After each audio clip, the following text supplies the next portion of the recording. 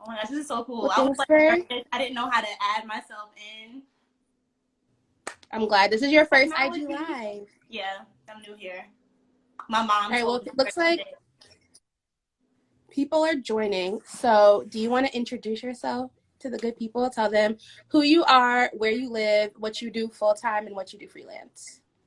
okay, good people. I'm Corey. I live in Brooklyn. And I am, my 9 to 5 job is a senior designer at a creative agency based in Brooklyn that works on large scale social impact campaigns. And then my freelancing is I am a designer still, but I freelance helping small businesses brand themselves, mainly women of color and people of color in general. And I do that because I want to see more business owners that look like me and see them stand out in spaces that we're in. I love that. And she's crazy talented. She's also the creator, designer behind the infamous throw pillow that every time I post it, I get 500 DMs asking if you're ever going to bring back the Beyonce pillow. Are you You going to know bring what's back the crazy? I don't Beyonce even have pillow? that pillow. I don't even have that pillow. I That's have this one. crazy. I'm pretty sure I My was favorite. I got like the last one. Like if you Yeah, were done selling them at noon, I bought mine at 11:59. yeah. And I have to now pack everyone that is, and I posted too. I was like, these are about to be gone forever. And no one bought one. up. And now all of a sudden, Right. everybody wants this pillow. I Yeah. can't. So let's talk about how like your creative process has changed since we've been in quarantine. So like, what does your creative process normally look like, and how has it changed since we've been just like bored in the house bored? My creative process normally there is no process to me. I'm sure other people looking in will see a process, but to me it's very autopilot. You know how a lot of creatives are like, oh, I thought of that in my sleep, or I took a walk and whatever. It's it's like that. I normally don't tell people to do that to get inspired, but that's how it was before quarantine happened. And now it's different because I could lay in the bed all day and do nothing and be okay with it. But and it's much different because I don't have an on and off. I don't know when work starts and stops or when I switch from 9 to 5 to freelancing. I mean, obviously timing, but it's just hard Right. to do both. So my process now is primarily a lot of taking in content. I have so much more time now, 50,000 more hours it feels like in a day, that I don't feel bad looking on Twitter, and I don't feel bad watching YouTube videos, because that's how I'm getting myself to do things now. Because rather than I can't go outside, like I can't do things I Yeah. normally do, so that's how I'm doing it. Yeah. It's so weird now. I feel the same way, and I feel like it's a slippery slope for me because I'm the kind of person where like part of how I create means I need to show up and be like put my face on the internet. Yeah. But since quarantine has happened, it's like I can't, like I'll be on Instagram for too long and all of a sudden it's like everyone's doing so much. I feel like I'm so overstimulated. I'm like I can't go make something because I just saw 500,000 things and my brain doesn't even know like where to start now. Like and Yeah. I feel like how little kids must feel all the time because like the world is so new to them. Every time you scroll, it's just like, oh my God, what app did she use for this? Oh, people are doing this. Oh, should I do that? Like it feels like you should always be doing something because everybody is just sitting at home putting content out. I definitely feel that, because sometimes I also feel like, because everyone works different, right? So some people are thriving right now, like quarantine is it. They don't have to go to work. They don't have to do X, Y, Z. So they have all this time to create. And with me, it's not like that all. Like I don't care. Like quarantine or not, like I can't just be on demand, like ready to make a million Yeah. things. And so when I see them making all these things, just like in regular life, I feel bad. Like I should be doing something. But I'm off that. I got rid of that a long time ago, because when I do things, it's great, and when I don't, because if I force myself to make things, it's gonna be. Can I curse on here? You Oh following? yes. You It's can. gonna be ass. I just wanted to say ass. It's gonna be ass if I if I make something that and I'm forcing myself to do it just for the sake of putting out content. It's like what there's no point to it. There's no intention. It's ugly because I'm rushing. Like I can't do Yeah. that, so I can't follow them. But instead, when I'm watching other people make things, it's more. And I do this in the office. Like if I can't get something done, if I'm getting distracted, I'll put on a YouTube video of someone working. Hi Ashley. I'll put on a YouTube video of someone like working, or like studio vlogs, or like stuff like that, and it inspires Yeah. me. Like look at them, they're killing it right now. And it's not overwhelming to me because I can always stop it, pause it, look away. But Yeah. That's so funny. Okay, so I thought I was like one of the only Black people who watches people's like study with me, work with me, real time thing. So I'm in the process of filming one because there are zero people of color none who do like work with me, study with me. And like when I first found videos like that, I found them through like the med school community on YouTube, which is heavy. And I'm like, first of all, how the hell do y'all have time to edit and film these 8-hour videos? Y'all are in med school. Yeah. And I'm like, well, if they could do it and they're still learning how to save lives, I could definitely do one. And I just need to like write some copy for a few hours. Yes. But there are literally no people of color who make videos like that, but they're so helpful. Like it's just background noise. It's like if you go to a coffee shop, you just need that chatter in the background that kind of, it's weird. It's like the distraction helps to center you into what you're doing. Yeah. Do you see Key? Hi, Key. I'm dying laughing. Oh my God. I didn't tell the people in my introduction that Amber's my very first friend from college. So I've known her for almost 10 years now. And Keem was our, like Roger and Sister. So he's still our Roger, and he won't leave. He graduated 5 years ago, and here he is. But still here. What was I saying about, you just said, oh yeah, the studio vlogs. I've noticed that too, and I put them on all the time. But when I do watch them, like I don't care what the content, I don't care what they're working on. It doesn't even matter. Whatever. Yeah. It's helpful. I don't know why watching or having other people work in the background for me makes me want to work. The same reason why if you're someone that freelances full time and you go to a coffee shop, it's because when you go to the coffee shop, everyone's in there doing something. Like they're not just but you know, they're doing something, so it makes you want to work. Just like in college when we went to the tech center, I wasn't like this back then, but sometimes other people around me working made me want to work. We would go together. I would work, you would not, and then at 3 a.m. I would go to bed and you would start working. Exactly. That was our whole college. I consider making, to answer Keem's question, I give that about a 3, but I consider making vlogs like that, but not studio vlogs. I don't do the same thing, but like showing myself working on the things that I work on daily, because I, as a graphic designer, gravitate towards other graphic designers on YouTube. Sure. And I could completely disagree with their design or just completely whatever, but watching them inspires me to, or I get the idea to do something totally different. If I watch something, I'm like, oh, that's ugly, and I'll go want to make the opposite. Like, it's just, no matter what. It's crazy how that happens. Like just seeing someone do something, it's like, I don't want to do that, but I want to do something that inspires you to do something completely different sometimes. Right. I read this quote earlier when I was, not working on Instagram. And when I read it, I was like, oh, we have to like respond to this tonight. Because I feel like it's kind of like, it really sums up just what it's like to be someone in a creative field. And the quote was, creators don't separate from their work because they are their work.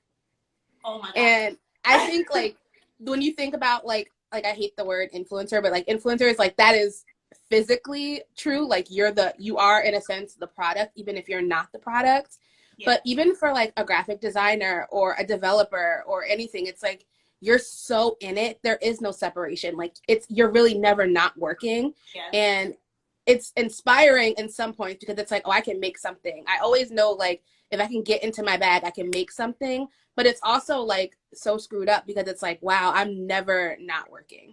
Yeah, I dislike and like that. I completely agree with it, but I dislike it because you're never not working. Like you're always on go, and you always have to think of something. We did an exercise at my job, like my actual job, or my 9 to 5 rather, about working styles, and it was like a chart. On this side, it said like, I'm an early riser, and this one said I work late at night or whatever. We all went up and placed ourselves, and we obviously went around and explained our reasoning for everything. But I explained that I work better now in the morning because by the time nighttime comes, I want to do X, Y, Z.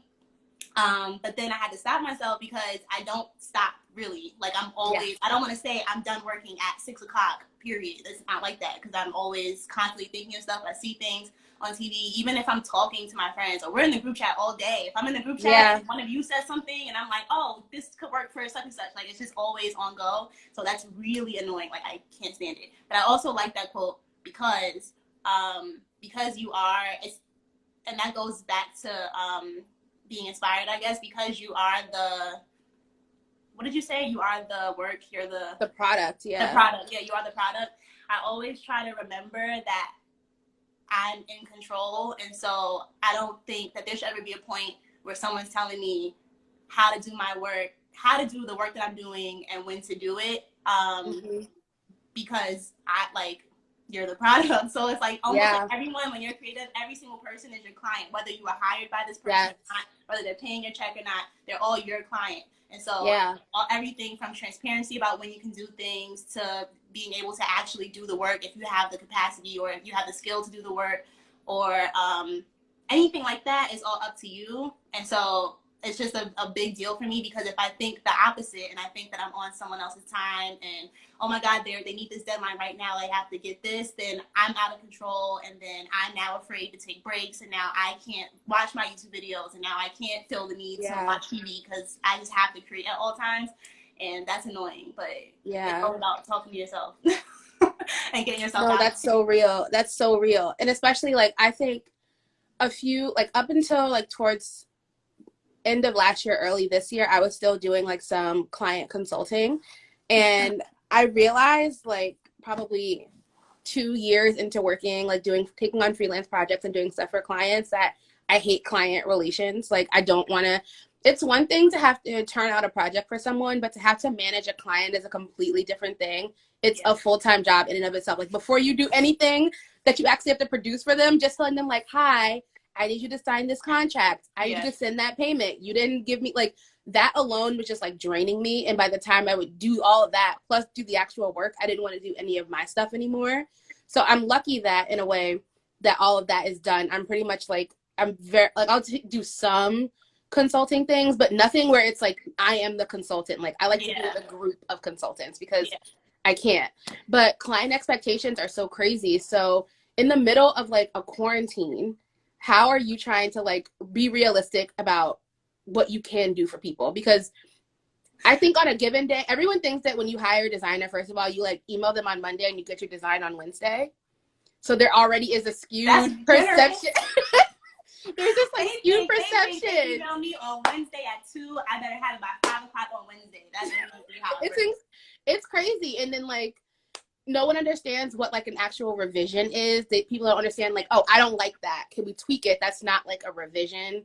And so like there's so much that has to be done to kind of move to the next step with the client in any phase of a project. And now we're in a quarantine where it's like, okay, well, maybe because I'm like extra tired now, I don't want to be working on weekends. So it's going to take me 3 extra days to do this project. Like, how are you managing all of that in the middle of all of this? Well, first, back to it goes before you even get to the client, and my mom would agree because she tells me this all the time, and I wasn't listening. Back in the day, I used to have $200 logos. This is when I was still living in Philly, and I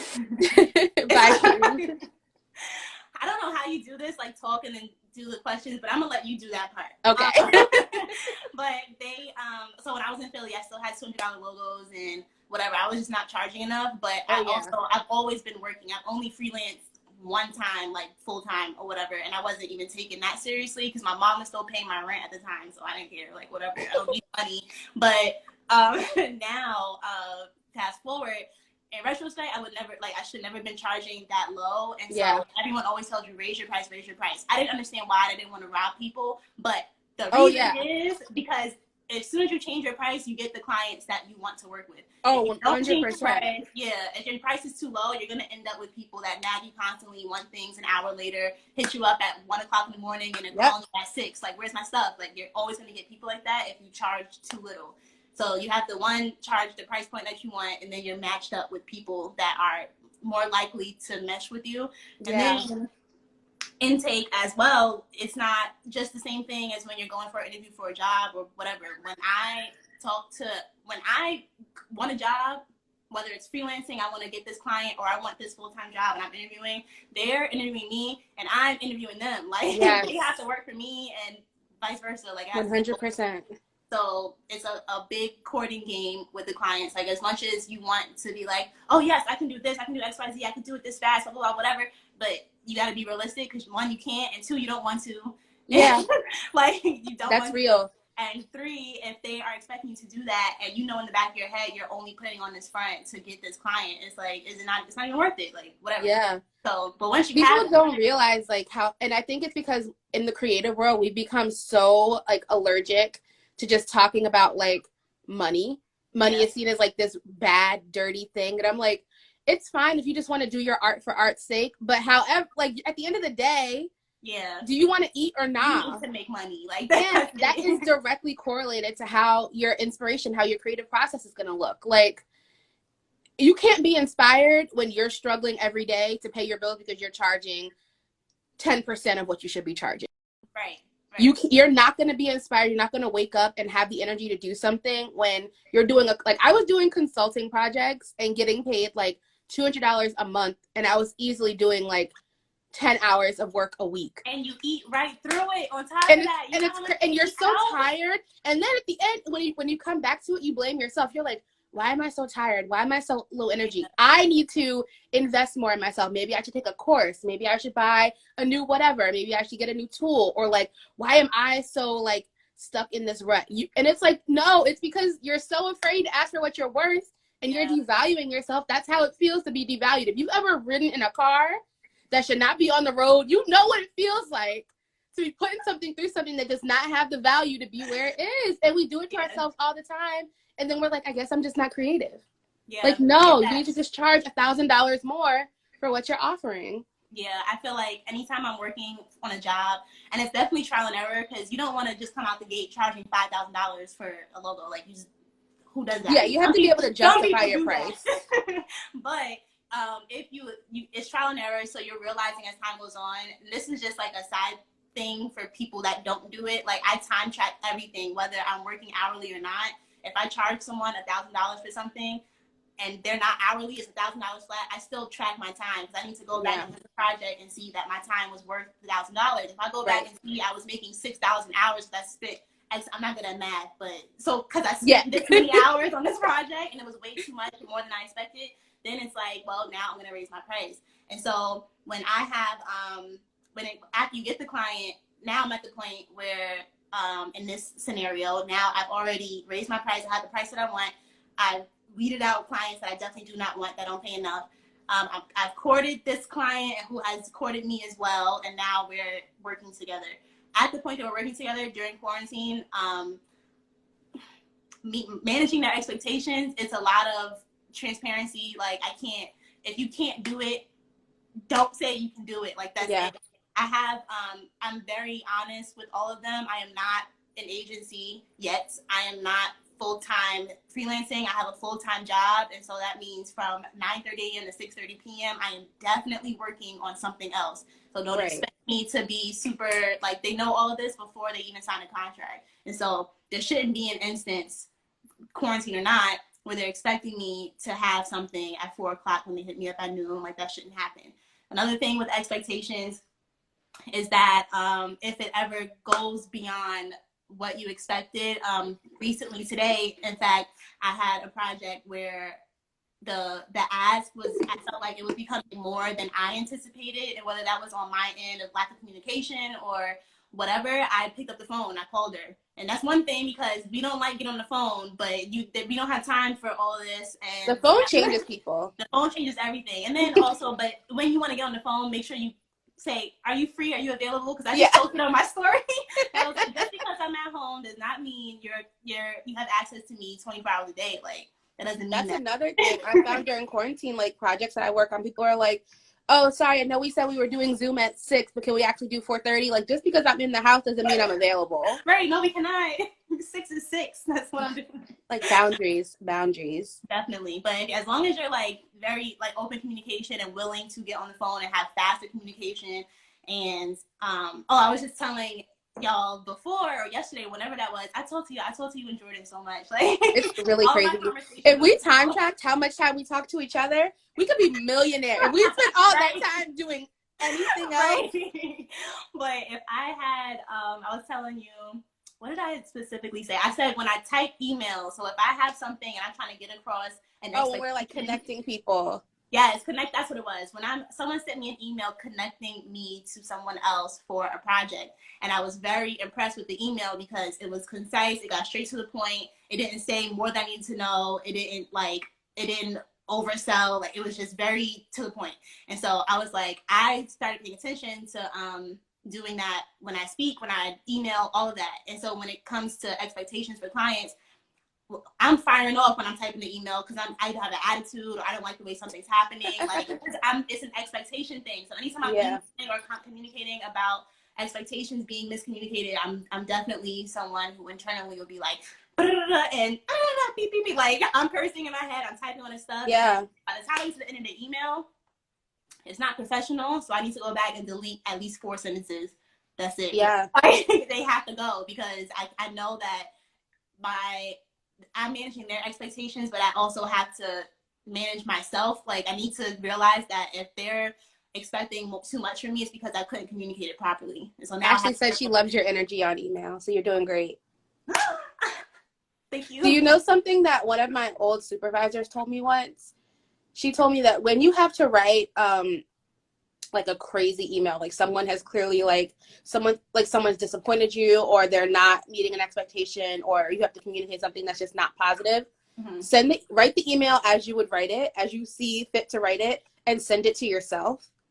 And then wait an hour and read it and ask yourself, like, okay, what did you get from the email? I don't know if I could do that. Because you in the moment and you even an hour later are two completely different people. Yeah. And having to read that yourself, it's like, all right, there's a lot of emotion in here, but like there's no next step, there's no solution, there's no issue stated, there's no like this is just a bunch of words that are gonna keep us in the same spot. That's true. That blew my mind. And I've definitely done that like 5 times. Yeah.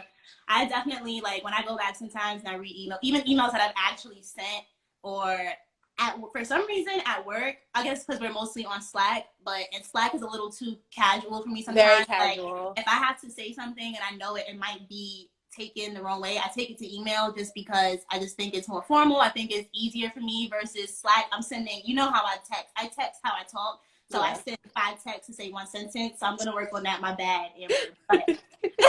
I've accepted it.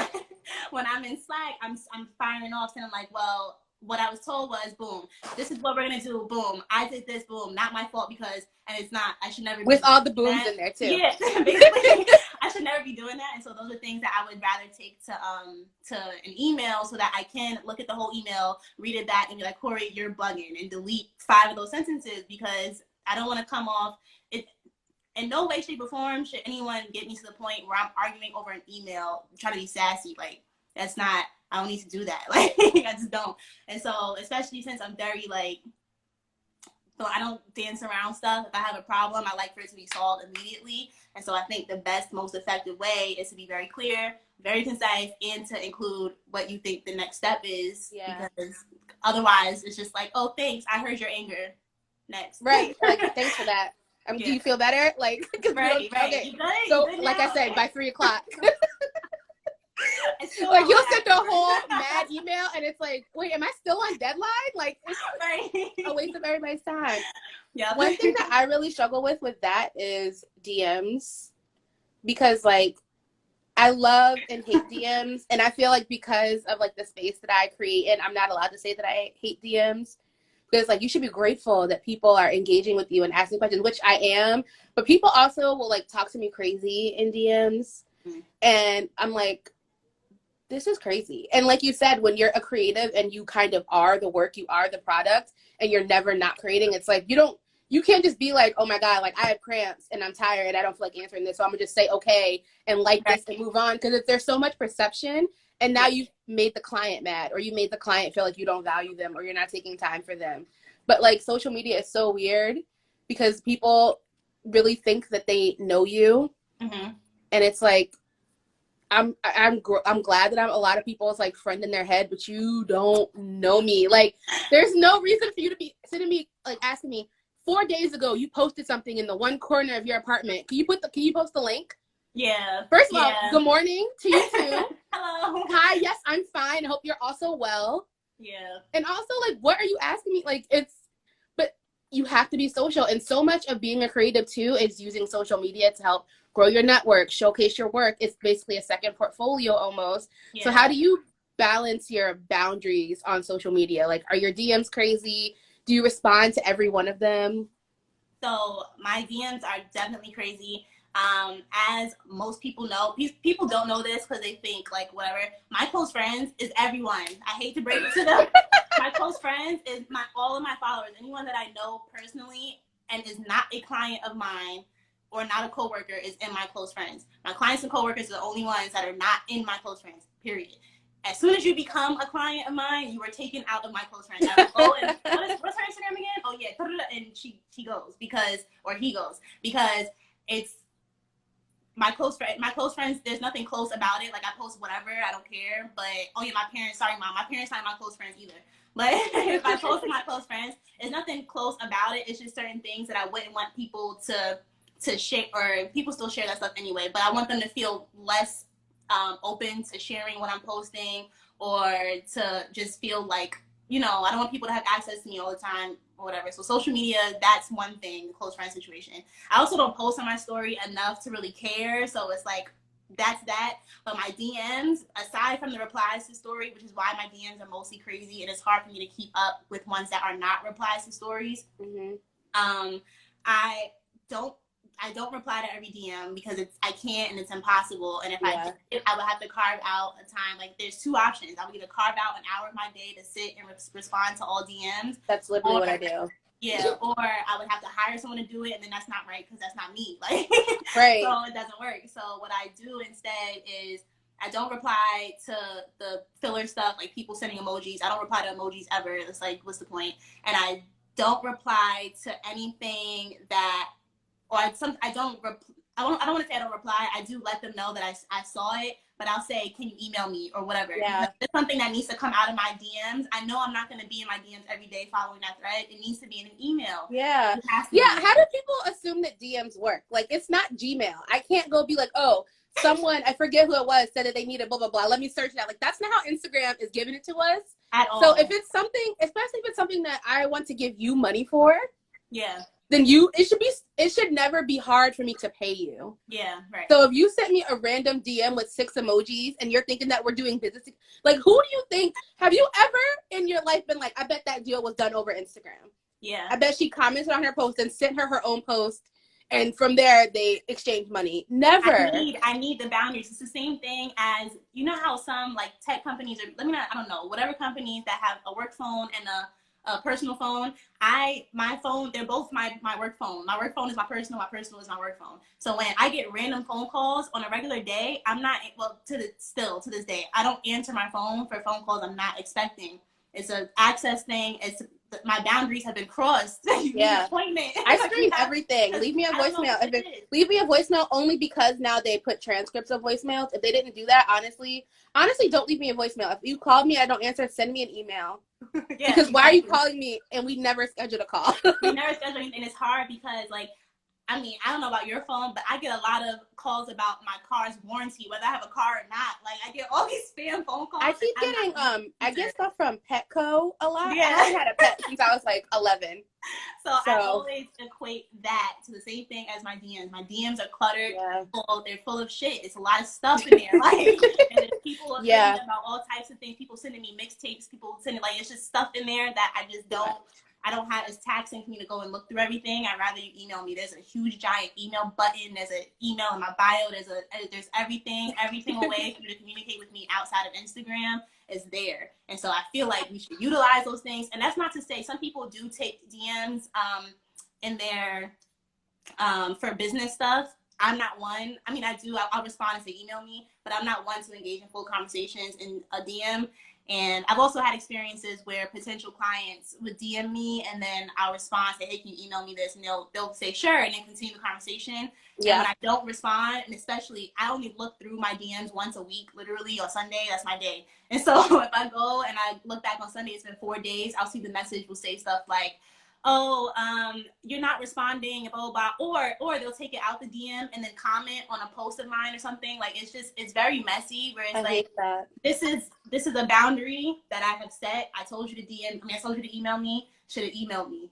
And then I this was just the don't problem. understand. Do you have your email address in your bio, or do you have like the email button on your page? Both. So I don't understand why. That's like, I never understood why people who I'm like friends with in real life who have my like actual phone number will, instead of like sending me a text, will DM me on anything. Yeah. I'm like, why? When you can reach me, like you could reach me more than anyone else, and you chose to send me a DM. I don't have notifications on for any social media. Yeah. So I only see it when I check it. So if you DM me, I'm outside. You could be outside for a long time. I have people that understand that very well, especially the boundaries thing. Like Ashley, who probably is still in here. She, number one, she's my friend. She's my neighbor. She is someone that I've been on group trips with, all of the above. But when she wants to talk business, she emails me. And then if she wants to make sure I saw the email, she'll text me like, "Hey, shot you an email, make sure whatever." Perfect. Now I know. I saw she sent me an email. She let me know in our regular conversation. She emailed me. There's no in between. It's not muddied or anything like that. She knows so where I have my business hat on now. I'm over here. And then when I take it off and I go to iMessage, I'm kikiing with her about something totally different. Like, she gets the boundary situation. Completely. That is something that's almost hard to communicate. I have clients that like to text or like to call. I do let them text me just because I'm not always at a computer if it's urgent. But I do not like phone calls without appointments, like you said. So that's something that, going back to managing expectations, that I have to say. And then it's also like, with managing expectations, freelancers, all, if not most, but they all should have contracts. And so I'll put in the contract that I'm available this time to this time on this day to this day by appointment only. And they don't read it. So it's like, it's really hard. It's hard to communicate a lot of that stuff. And as soon as if they ignore all of that you already laid out for them, and then you also don't do your part in further communicating that, when you see it going off the rails, it's like, what do you expect? Now you hate the job you're doing. Right, exactly. One thing I started putting in like contracts for when I have to do brand partnerships, because when I found that I would be like, oh, great, I got this partnership, I'm so excited. And you shoot it and they're like, great, we need you to do this, and this different. And I'm like, oh, okay, because now it's Friday and I have to put this up on Saturday. So when am I doing this? So I started putting in like a revisions clause. Like, if your deadline for me is end of day Friday and I give you stuff on Friday morning and you tell me you need all these revisions, I need to have Monday and Tuesday to do them. I'm not doing it on the weekend. Let me write that down. Because it's crazy. You're sitting here like shooting a photo for the 18th time and you liked it the first time. So now you're trying to figure out, what am I doing different? Because that was it. And it's like, you're trying to do it in 24 hours. It's not feasible. It's not. Everything has to go in the contract. If it could possibly annoy you, put it in the contract. Yeah. I've definitely, early on, I've definitely like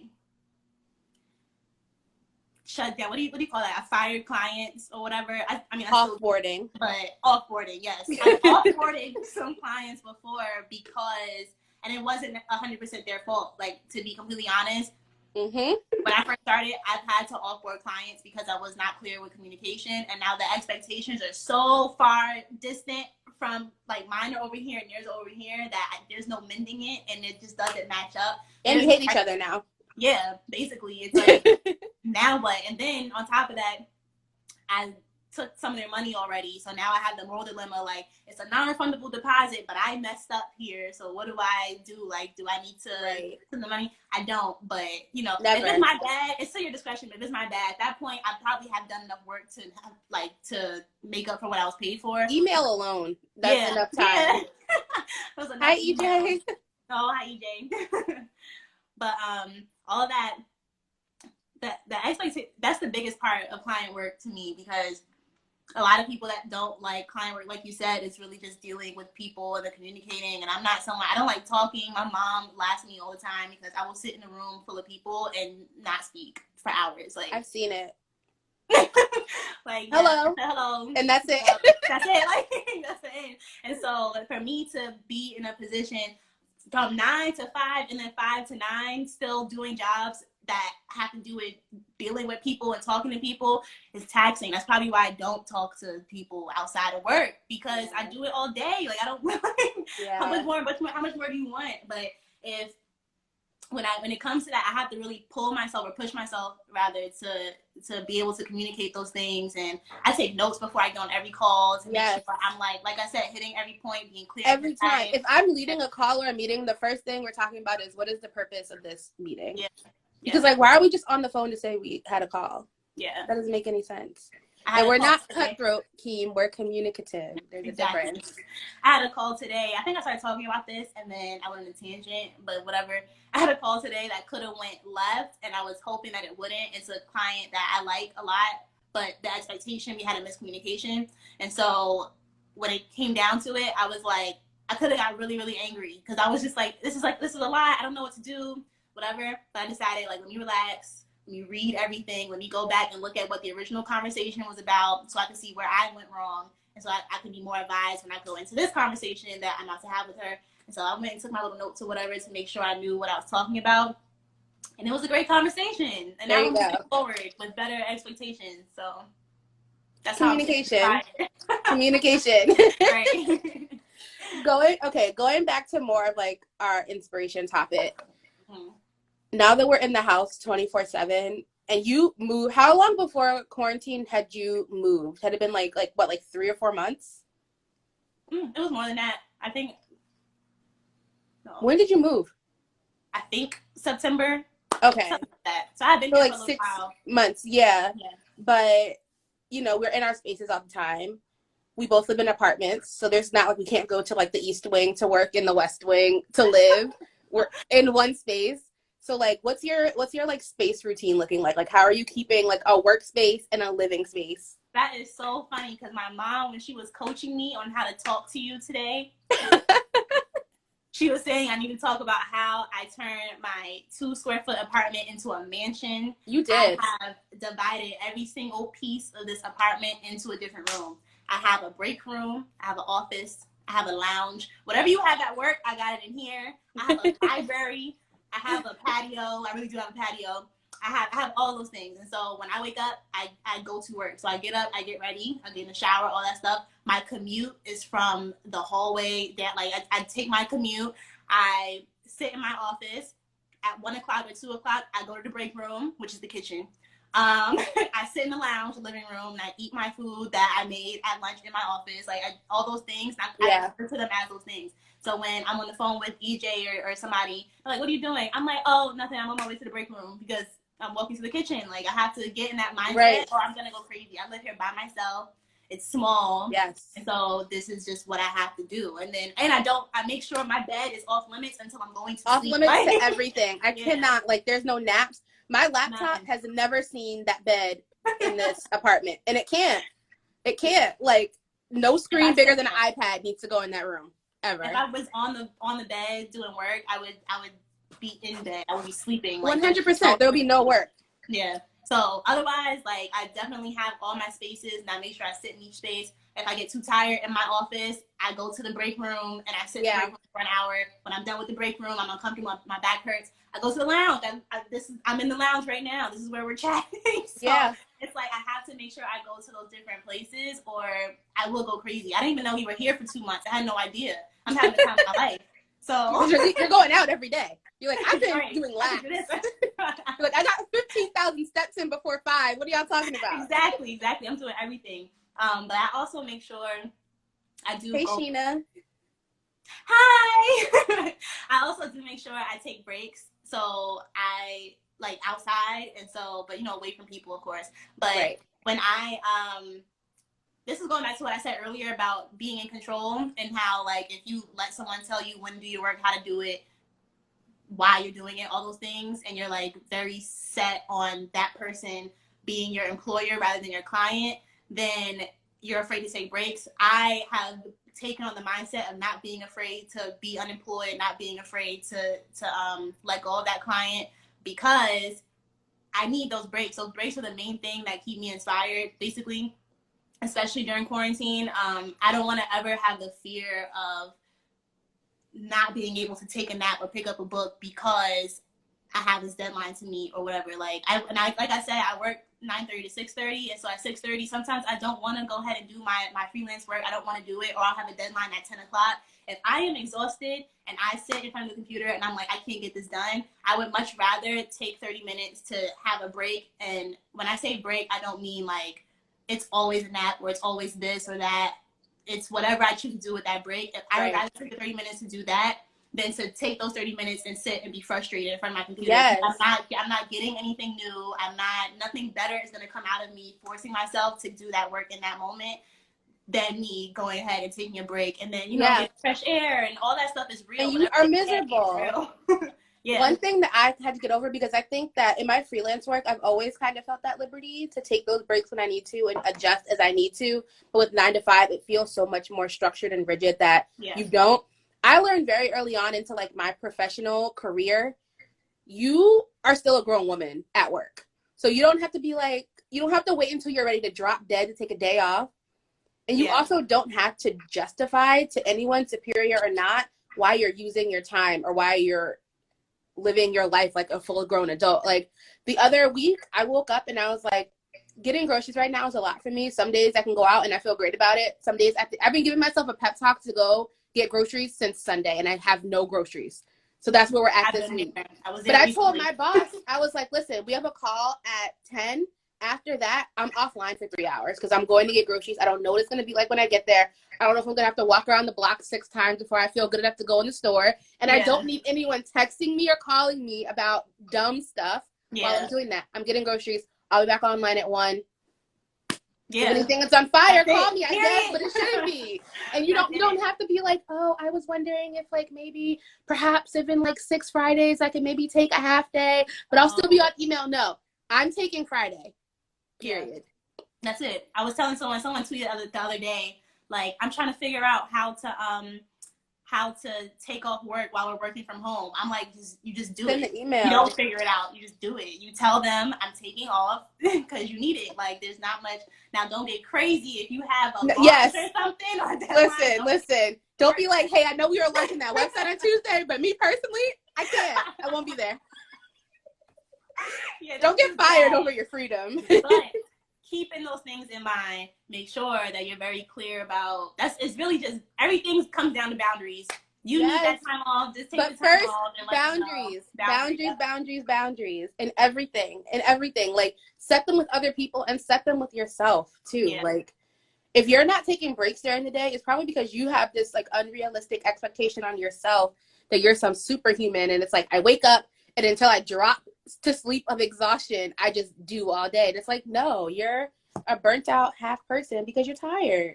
Yeah, I recently had to tell myself that because I'm trying to grow my freelance business, but then also still work at where like I love my job, I love working in general, but I also I love the work that I do, but I also love my freelance work and I want it to grow as much as possible. But I can't do, like they all say, we all have the same 24. I'm like, no, we don't.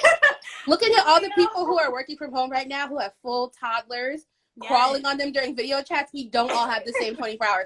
There are people right now who are suffering a lot in the same 24. Very, very different. And so I'm like, in order for me to be able to grow this business, but still dedicate, I cannot cut hours at work. That's not how it works. I'm going to keep working the same amount of hours in order for me to grow my business. That means I can't do everything by myself. So I hired an assistant, and now we're going to do the work together. Like, yes, I'm about to hire a brand manager.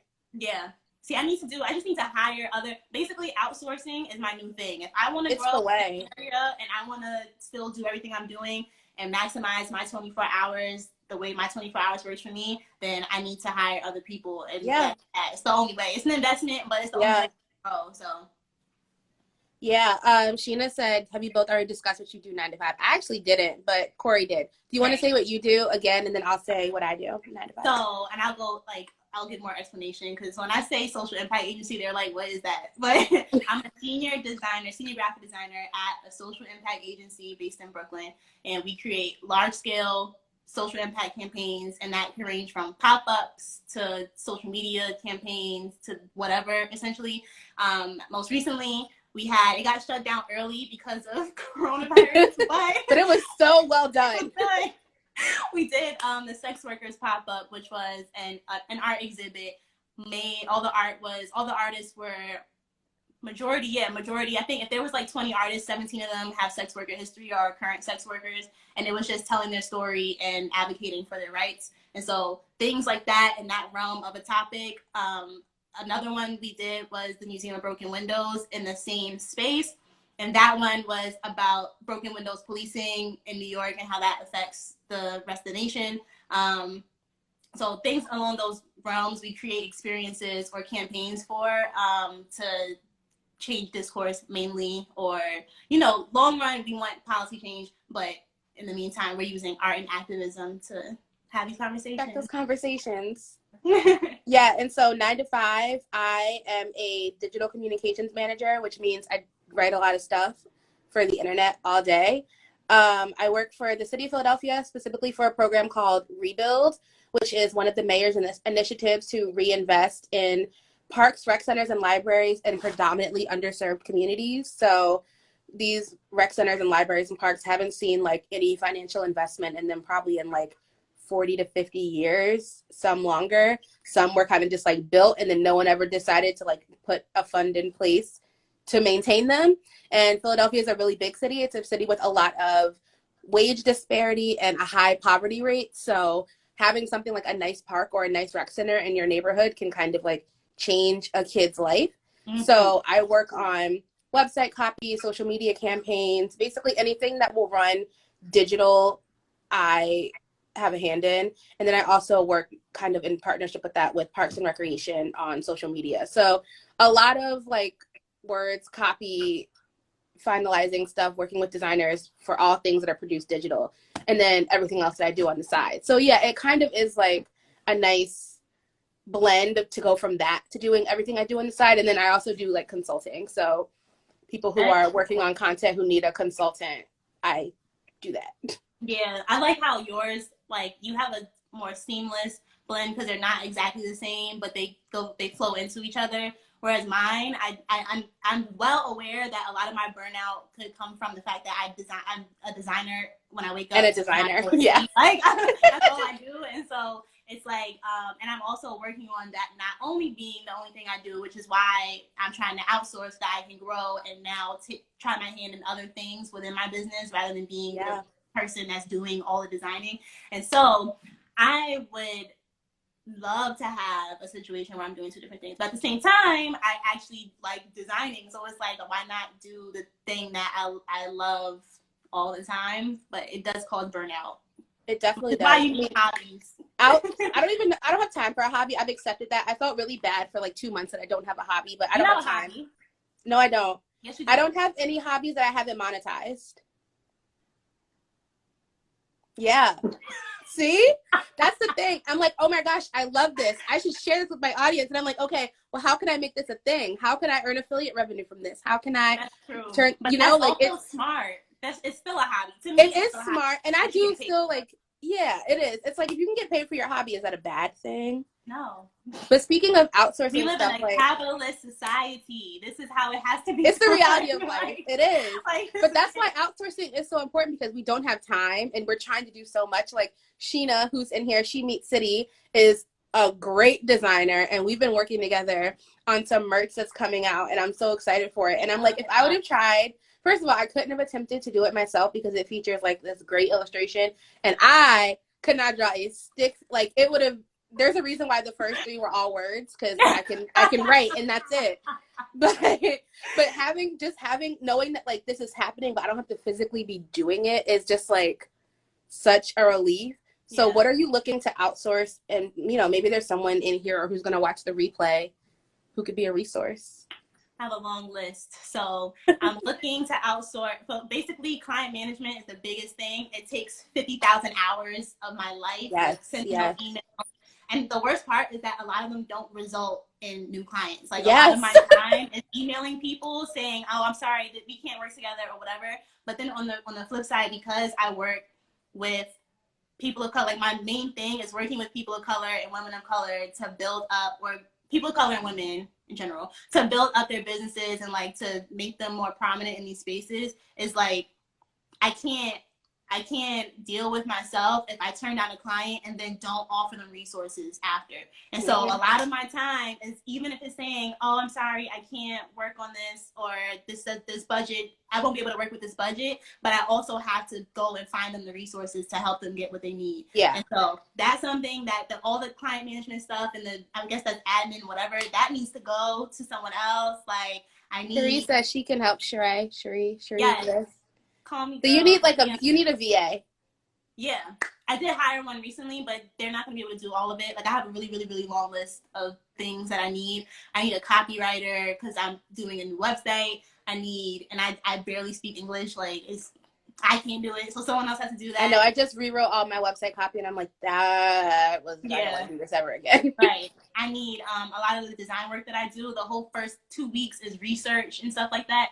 I need someone to help with that, because while I'm doing all this research, and of course I would do the research as well, but while I'm doing the physical gathering, the links and gathering all the articles I want to read and whatever, Don't DM her, email her. Did you miss the first part of the live? Oh yeah, email me. I won't see it if you DM me, but definitely email me.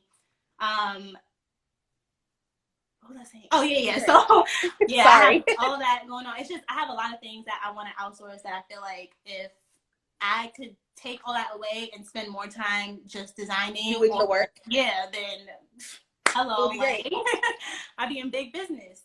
When I upload this, I will put a link to your website and your Instagram and also your email, so people can reach out if they feel like they can fill any of these needs, because it's so much.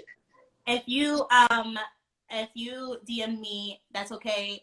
But put in the DM that you email me as well, so that I know not to respond and be like, hey, email me. Right.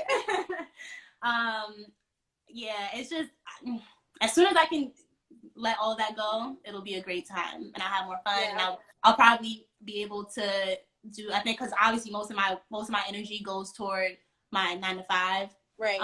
And that's always gonna be harder because I'm working with other people. So, and different working styles, and it's just harder to get in the groove of that versus or other people above me, versus my business where everyone, like, we're all peers or whatever. Like, it's just like, I'm not hiring employees, I'm hiring people to collaborate with, I'm hiring contractors. Like, it's not the same. And so while this is hard, I feel like the need to please. This one, I'm more so like getting help. Yeah, I think a lot of time people think that building a team means that you're taking on like subordinates, but like no, building a team just means that you're like just growing your circle. Yeah. You don't always have to grow it. Is it? Yo. This just got very homecoming-y. But yeah, it's like that Issa Rae quote from a few years ago. You have to network across as often as you network up and down too. Yeah. So like building your team does not mean that you're hiring like 30,000 employees. It just means like you need help and you are willing to reach out to someone else and tap what they have to make what you do better. All of those, all the illustrations that I've done for any digital publication, why am I blank? Okay Player. All those are from people that are my peers, or like that they're not random reach outs. They're from networking across, and they're people that have either seen my work or I follow them on Instagram, random stuff like that, Twitter. My friend Keisha, who's in here, she, because every time I say Mikey, I think of boy Mikey. Yes. Anyway, Keisha, she is like the plug. So anytime she sees something related to anyone that she's associated with, she's sending the person the contact. She's like, oh, Corey can do this. Oh, so-and-so can do this. Yeah. So like, she's someone that would be great for your network, because she sees all these things, people reaching out for things. I've gotten plenty of jobs through her alone, just being a good plug. Like, yeah. So it's that simple. All right, so we only have like 4 minutes left before Instagram kicks us off. But before I end these, I've been making everyone who I've done these chats with in the chat by saying something that they're grateful for. Just because this quarantine time is so wild that everything just feels so crazy. It's like, I'm not grateful for anything because everything's dead. Yeah. But, there's still plenty of reasons that we can be grateful. So what's something, it doesn't have to be big, it could be small, it could literally be like white cheddar cheese popcorn that you're grateful for. Well, I am grateful for that, and also yogurt covered pretzels from Trader Joe's. But aside from that, I am very, very grateful to not one, this is everything, because right now, a lot of people have lost jobs or thanks, Michael. Michael is actually one of the co-founders of my 9 to 5, everyone. Oh. But a lot of people have lost jobs or well, there's a lot going on. I don't want to get into it and be too sad and happy, but I'm very grateful to still have a job and to still also be able to work like both my full-time job and to still be able to work in freelance. I'm grateful to still be able to afford to stay here by myself. I didn't have to move back home.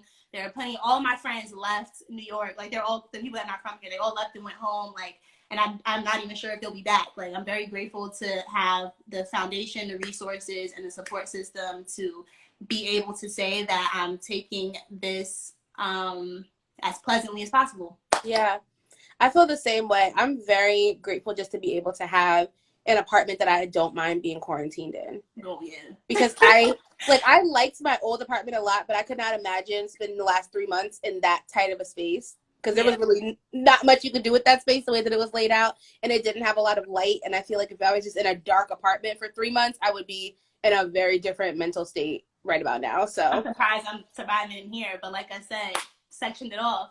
There you do. That's what you do. I need more rooms. I need to go make some more sections. Yeah, you should. That's what I'm going to do after we're done. Just throw a pillow on the floor, and it's a new seat. It's a new space. That's Boom. it. I have been ordering furniture in small amounts because no one's here to put it together, but you'll get it done, I'm sure. Pray for me. Thanks for doing this. Wow, Instagram just gave me a 2-minute warning. I've never even seen that pop up before. I hate the way they're rolling out these new features.